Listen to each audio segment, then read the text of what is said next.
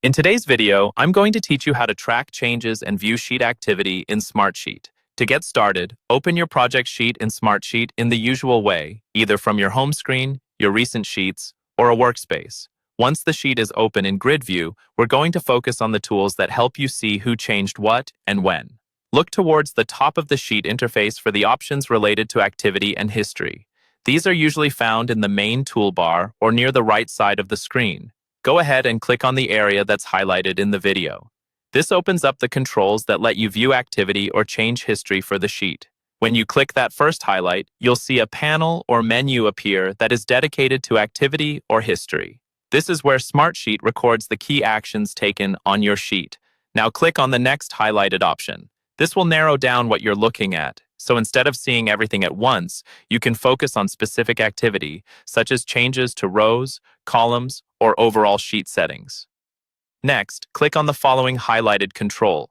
Here, you may be opening a more detailed activity log or a specific view that lets you see changes over a particular time period.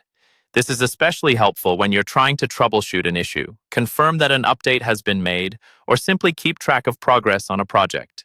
Continue by clicking on the next highlighted area. With each of these clicks, you are refining what Smartsheet is showing you, who made the change, what value was updated, and the exact date and time of that update. Take a moment here to scroll through the activity that appears so you can see the pattern of changes on your sheet. This is useful for audits, approvals, or just gaining confidence that your data is being updated correctly. Then, click on the next highlight to see additional options or filters. For example, you might be able to filter by user, by date range, or by type of change. Using these filters makes it much easier to find exactly the update you're looking for without having to scan through a long list of actions. Once you're done reviewing the sheet activity and change history, click on the Close button, shown in the final highlight. That will hide the activity panel and bring you back to your normal sheet view, ready for your next task in Smartsheet.